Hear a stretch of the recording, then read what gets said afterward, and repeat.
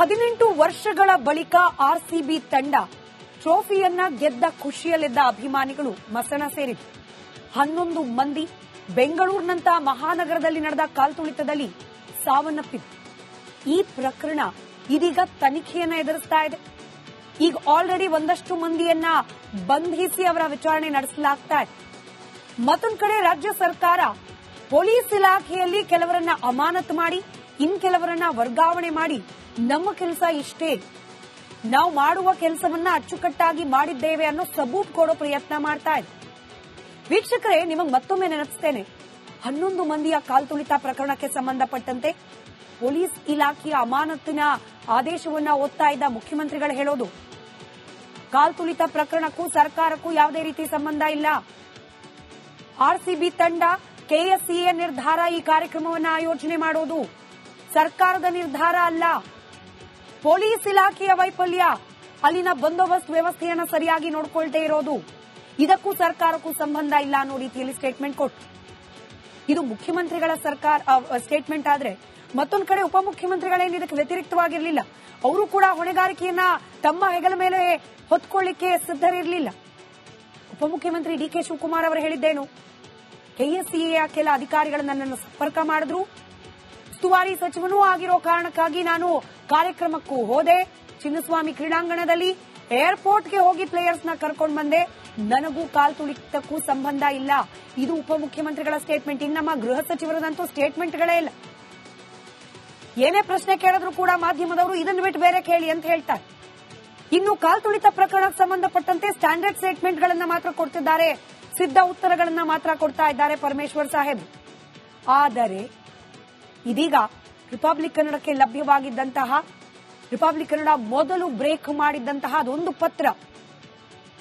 ಅದೊಂದು ಪತ್ರದಲ್ಲಿ ಸರ್ಕಾರದ ಪಾತ್ರ ಏನು, ಜೊತೆಗೆ ಸರ್ಕಾರದ ಅಧೀನದಲ್ಲಿ ಕೆಲಸ ಮಾಡುವ ಅಧಿಕಾರಿಗಳು ಮಾಡಿದ ಎಡವಟ್ಟುಗಳೇನು, ಯಾವ ರೀತಿಯಾಗಿ ಪೊಲೀಸರನ್ನ ಇಲ್ಲಿ ಬಲಿಪಶುಗಳನ್ನಾಗಿ ಮಾಡಲಾಗಿದೆ ಅನ್ನೋದು ಬಹಳ ಕ್ಲಿಯರ್ ಕಟ್ ಆಗಿ ಸಾಬೀತಾಗಿದೆ. ಸರ್ಕಾರಕ್ಕೆ ಸವಾಲಾಗಿ ಪರಿಣಮಿಸಿರುವ ಆ ಪತ್ರ ಬರೆದದ್ಯಾರಿಗೆ, ಪತ್ರದ ಸಾರಾಂಶ ಏನು, ಸರ್ಕಾರದ ಲೋಪದೋಷವನ್ನ ಈ ಪತ್ರ ಹೇಗೆ ಎಕ್ಸ್ಪೋಸ್ ಮಾಡ್ತಾ ಇದೆ, ಈ ಬಗ್ಗೆ ಒಂದು ವರದಿ ನಿಮ್ಮ ಮುಂದೆ.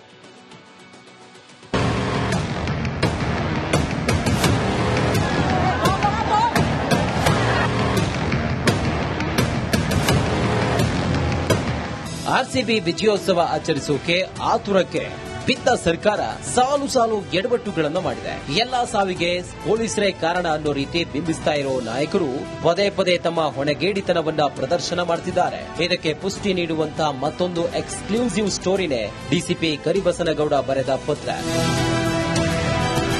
ಹೌದು, ಜೂನ್ 3ರಂದು ಆರ್ಸಿಬಿ ಆಟಗಾರರನ್ನ ಸನ್ಮಾನಿಸಲು ಅನುಮತಿ ಕೇಳಿ ಪತ್ರ ಬರೆಯಲಾಗಿತ್ತು. ಡಿಪಿಎಆರ್ಗೆ ಅನುಮತಿ ಕೇಳಿ ಕೆಎಸ್ಸಿಎ ಪತ್ರ ಬರೆದಿದ್ದು, ಭದ್ರತಾ ವಿಚಾರವಾಗಿ ಅಭಿಪ್ರಾಯ ನೀಡುವಂತೆ ಮನವಿ ಮಾಡಲಾಗಿತ್ತು. ಭದ್ರತಾ ವಿಭಾಗದ ಡಿಸಿಪಿ ಕರಿಬಸನಗೌಡಗೆ ಅಧೀನ ಕಾರ್ಯದರ್ಶಿ ಪತ್ರ ಬರೆದಿದ್ರು.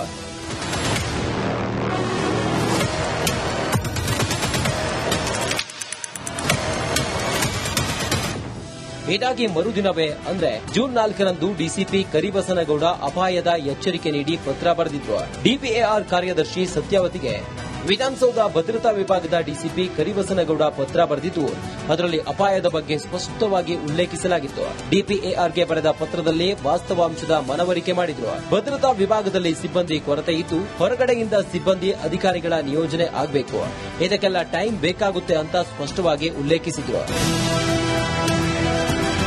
ಹೀಗೆ ಡಿಸಿಪಿ ಕರಿಬಸನಗೌಡ ಎಚ್ಚರಿಸಿದ್ರು. ಡಿಪಿಎಆರ್ ಕಾರ್ಯದರ್ಶಿ ಸತ್ಯವತಿ ದಿವ್ಯ ನಿರ್ಲಕ್ಷ್ಯ ಪ್ರದರ್ಶಿಸಿದ್ರು. ಸಮಯಾವಕಾಶ ಬೇಕು ಅಂತ ತಿಳಿಸಿದ್ರು. ಕಾರ್ಯಕ್ರಮಕ್ಕೆ ಗ್ರೀನ್ ಸಿಗ್ನಲ್ ಕೊಟ್ಟರು, ಸ್ಟೇಡಿಯಂಗೆ ಹೋಗಿ ಅಂತ ಜೂನ್ 4ರಂದು ಮಾಧ್ಯಮ ಹೇಳಿಕೆ ನೀಡಿದ್ರು. ಇಲ್ಲಿ ಮೇಲ್ನೋಟಕ್ಕೆ ಡಿಪಿಎಆರ್ ಕಾರ್ಯದರ್ಶಿ ಸತ್ಯವತಿಯ ನಿರ್ಲಕ್ಷ್ಯ ಬಯಲಾಗುತ್ತಿದೆ. ಯಾಕೆ ಸ್ವಾಮಿ ಹೀಗೆಲ್ಲ ಆಯ್ತು ಅಂದ್ರೆ, ರಾಜ್ಯದ ಗೃಹ ಸಚಿವ ಡಾಕ್ಟರ್ ಜಿ ಪರಮೇಶ್ವರ್ ನಾನು ಅದರ ಬಗ್ಗೆ ಎಲ್ಲ ಮಾತನಾಡಲ್ಲ ಅಂದಿದ್ದಾರೆ. ಕಾರ್ಯಕ್ರಮವನ್ನು ಆತುರದಲ್ಲಿ ಆಯೋಜಿಸಿರುವುದರಿಂದ ಅಂಡರ್ಲೈನ್ ಲಕ್ಷಾಂತರ ಸಂಖ್ಯೆಯಲ್ಲಿ ಕ್ರಿಕೆಟ್ ಅಭಿಮಾನಿಗಳು ವಿಧಾನಸೌಧಕ್ಕೆ ಆಗಮಿಸುವುದರಿಂದ ವಿಧಾನಸೌಧದ ಭದ್ರತಾ ವಿಭಾಗದಲ್ಲಿ ಅಧಿಕಾರಿ ಸಿಬ್ಬಂದಿಗಳ ಕೊರತೆ ಇರುವುದರಿಂದ, ನೋಟ್ ದಿ ಪಾಯಿಂಟ್, ಅಧಿಕಾರಿ ಸಿಬ್ಬಂದಿಯ ಕೊರತೆ ಇರುವುದರಿಂದ ಬಂದೋಬಸ್ತ್ ಕರ್ತವ್ಯಕ್ಕೆ ತೊಂದರೆಯಾಗುವ ಸಾಧ್ಯತೆ ಇರುತ್ತದೆ. ಆನ್ಲೈನ್ ಆಗಿ ಬನ್ನಿ, ಆಫ್ಲೈನ್ ಆಗಿ ಬನ್ನಿ, ಪೀಟರ್ ಎಲ್ಲ ಮಾಡಿದ್ರಲ್ಲ, ಇದನ್ನ ನಿಷೇಧಿಸಬೇಕು ಅಂತ ಹೇಳಿದ್ದಾನೆ. ನೀವು ಪಾಲನೆ ಮಾಡಿದ್ದೀರಾ? ಸರ್ಕಾರ ಪಾಲನೆ ಮಾಡಿದನ್ರಿ? ಊರೆಲ್ಲರಿಗೂ ಹೇಳ್ತೀಯ ಕಾನೂನು? ವಿಧಾನಸೌಧ ಡಿಸಿಪಿನ ಪತ್ರ ಬರೆದಿದ್ದು ಅನ್ನೋದು ಕೂಡ ಅದೇಪ್ಪ, ಅದನ್ನೆಲ್ಲ ಬಿಟ್ಟು ಬೇರೆದ್ ಕೇಳಿ ಹಿಂದೆ. ಅದಕ್ಕೆ ಹೇಳಿದ್ದು. ಇಲ್ಲ, ಅಲ್ಲೇನು ಮಾತಾಡಿಲ್ಲ ನಾನು. ಅಲ್ಲಿಷ್ಟೇ ಹೇಳಿದ್ದೀನಿ, ಬಿಕಾಸ್ ತನಿಖೆ ಪ್ರಾರಂಭ ಆಗಿದೆ. ಅದರಿಂದ ತನಿಖೆ ಪ್ರಾರಂಭ ಆಗಿರುವಾಗ ನಾವು ಏನು ಕೂಡ ಹೇಳಿಕೆಗಳನ್ನ ಕೊಡೋದು ಸರಿ ಕಾಣಿಸಲ್ಲ ಅಂತ ಹೇಳಿ.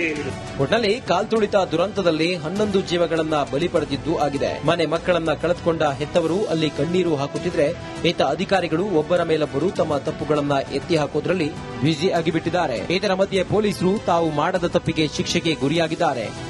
Bureau report, republic Kannada.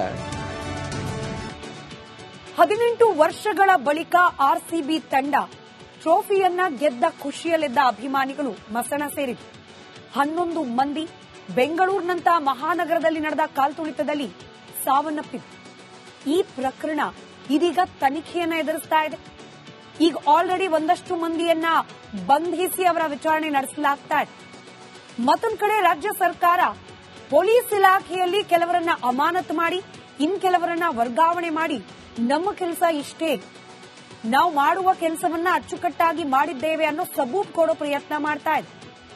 ವೀಕ್ಷಕರೇ, ನಿಮಗೆ ಮತ್ತೊಮ್ಮೆ ನೆನಪಿಸ್ತೇನೆ, 11 ಮಂದಿಯ ಕಾಲ್ತುಳಿತ ಪ್ರಕರಣಕ್ಕೆ ಸಂಬಂಧಪಟ್ಟಂತೆ ಪೊಲೀಸ್ ಇಲಾಖೆಯ ಅಮಾನತಿನ ಆದೇಶವನ್ನ ಓದ್ತಾ ಇದ್ದ ಮುಖ್ಯಮಂತ್ರಿಗಳು ಹೇಳೋದು, ಕಾಲ್ತುಳಿತ ಪ್ರಕರಣಕ್ಕೂ ಸರ್ಕಾರಕ್ಕೂ ಯಾವುದೇ ರೀತಿ ಸಂಬಂಧ ಇಲ್ಲ. ಆರ್ಸಿಬಿ ತಂಡ ಕೆಎಸ್ಸಿಎ ನಿರ್ಧಾರ ಈ ಕಾರ್ಯಕ್ರಮವನ್ನು ಆಯೋಜನೆ ಮಾಡೋದು ಸರ್ಕಾರದ ನಿರ್ಧಾರ ಅಲ್ಲ. ಪೊಲೀಸ್ ಇಲಾಖೆಯ ವೈಫಲ್ಯ, ಅಲ್ಲಿನ ಬಂದೋಬಸ್ತ್ ವ್ಯವಸ್ಥೆಯನ್ನು ಸರಿಯಾಗಿ ನೋಡಿಕೊಳ್ತೇ ಇರೋದು, ಇದಕ್ಕೂ ಸರ್ಕಾರಕ್ಕೂ ಸಂಬಂಧ ಇಲ್ಲ ಅನ್ನೋ ರೀತಿಯಲ್ಲಿ ಸ್ಟೇಟ್ಮೆಂಟ್ ಕೊಟ್ಟು, ಇದು ಮುಖ್ಯಮಂತ್ರಿಗಳ ಸ್ಟೇಟ್ಮೆಂಟ್ ಆದ್ರೆ, ಮತ್ತೊಂದು ಕಡೆ ಉಪಮುಖ್ಯಮಂತ್ರಿಗಳೇನು ಇದಕ್ಕೆ ವ್ಯತಿರಿಕ್ತವಾಗಿರಲಿಲ್ಲ. ಅವರು ಕೂಡ ಹೊಣೆಗಾರಿಕೆಯನ್ನ ತಮ್ಮ ಹೆಗಲ ಮೇಲೆ ಹೊತ್ಕೊಳ್ಳಿಕ್ಕೆ ಸಿದ್ಧರಿರಲಿಲ್ಲ. ಉಪಮುಖ್ಯಮಂತ್ರಿ ಡಿಕೆ ಶಿವಕುಮಾರ್ ಅವರು ಹೇಳಿದ್ದೇನು, ಕೆಎಸ್ಸಿಎಯ ಕೆಲ ಅಧಿಕಾರಿಗಳು ನನ್ನನ್ನು ಸಂಪರ್ಕ ಮಾಡಿದ್ರು, ಉಸ್ತುವಾರಿ ಸಚಿವನೂ ಆಗಿರೋ ಕಾರಣಕ್ಕಾಗಿ ನಾನು ಕಾರ್ಯಕ್ರಮಕ್ಕೂ ಹೋದೆ, ಚಿನ್ನಸ್ವಾಮಿ ಕ್ರೀಡಾಂಗಣದಲ್ಲಿ ಏರ್ಪೋರ್ಟ್ಗೆ ಹೋಗಿ ಪ್ಲೇಯರ್ಸ್ ನ ಕರ್ಕೊಂಡು ಬಂದೆ, ನನಗೂ ಕಾಲ್ತುಳಿತಕ್ಕೂ ಸಂಬಂಧ ಇಲ್ಲ. ಇದು ಉಪಮುಖ್ಯಮಂತ್ರಿಗಳ ಸ್ಟೇಟ್ಮೆಂಟ್. ಇನ್ನು ನಮ್ಮ ಗೃಹ ಸಚಿವರದಂತೂ ಸ್ಟೇಟ್ಮೆಂಟ್ಗಳೇ ಇಲ್ಲ. ಏನೇ ಪ್ರಶ್ನೆ ಕೇಳಿದ್ರು ಕೂಡ ಮಾಧ್ಯಮದವರು ಇದನ್ನು ಬಿಟ್ಟು ಬೇರೆ ಕೇಳಿ ಅಂತ ಹೇಳ್ತಾರೆ. ಇನ್ನು ಕಾಲ್ತುಳಿತ ಪ್ರಕರಣಕ್ಕೆ ಸಂಬಂಧಪಟ್ಟಂತೆ ಸ್ಟ್ಯಾಂಡರ್ಡ್ ಸ್ಟೇಟ್ಮೆಂಟ್ ಗಳನ್ನ ಮಾತ್ರ ಕೊಡ್ತಿದ್ದಾರೆ, ಸಿದ್ಧ ಉತ್ತರಗಳನ್ನ ಮಾತ್ರ ಕೊಡ್ತಾ ಇದ್ದಾರೆ ಪರಮೇಶ್ವರ್ ಸಾಹೇಬ್. ಆದರೆ ಇದೀಗ ರಿಪಬ್ಲಿಕ್ ಕನ್ನಡಕ್ಕೆ ಲಭ್ಯವಾಗಿದ್ದಂತಹ, ರಿಪಬ್ಲಿಕ್ ಕನ್ನಡ ಮೊದಲು ಬ್ರೇಕ್ ಮಾಡಿದ್ದಂತಹ ಅದೊಂದು ಪತ್ರದಲ್ಲಿ ಸರ್ಕಾರದ ಪಾತ್ರ ಏನು, ಜೊತೆಗೆ ಸರ್ಕಾರದ ಅಧೀನದಲ್ಲಿ ಕೆಲಸ ಮಾಡುವ ಅಧಿಕಾರಿಗಳು ಮಾಡಿದ